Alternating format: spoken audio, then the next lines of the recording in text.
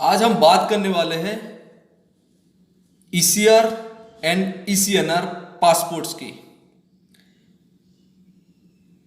ECR यानी कि immigration check required, ECNR यानी कि इमिग्रेशन चेक नॉट रिक्वायर्ड।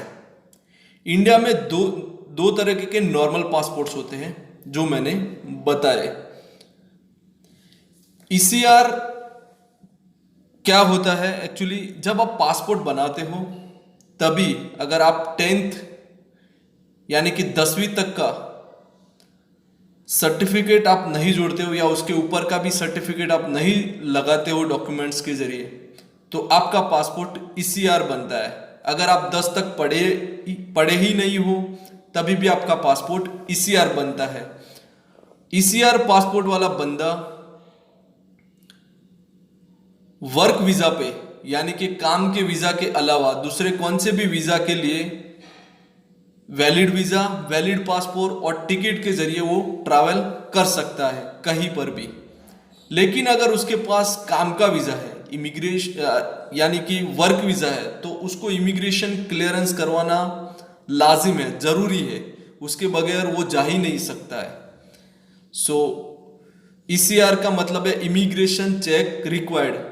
अगर बंदे का पासपोर्ट ईसीएनआर है यानी कि इमिग्रेशन चेक नॉट रिक्वायर्ड है, तो उसके पास कौन सा भी वीजा हो, वैलिड पासपोर्ट हो और एयरलाइंस टिकट हो, तो वो कहीं पर भी ट्रैवल कर सकता है जिस कंट्री का उसके पास वीजा हो। तो ये हुआ ईसीआर एंड नॉन ईसीआर। अभी चेक कैसे कर सकते हैं आप ईसीआर कौन सा है और ईसीएनआर कौन सा है। तो आप ईसीआर चेक करना है तो आप पासपोर्ट जब खोलोगे दोनों पासपोर्ट आपको सेम दिखते हैं।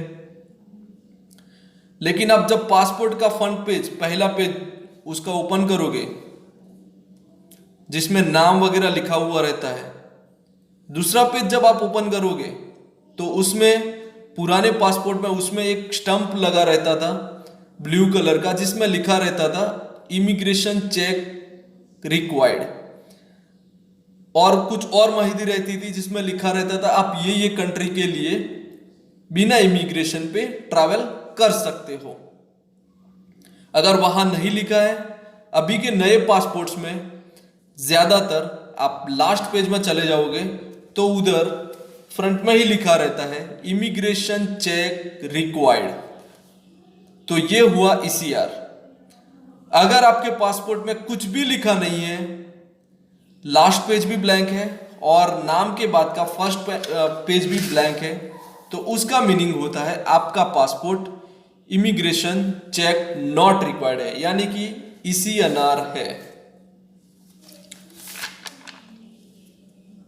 तो आपको शायद ये वीडियो के जरिए आपको मालूम पड़ा रहेगा ईसीआर क्या है और नॉन ईसीआर क्या है।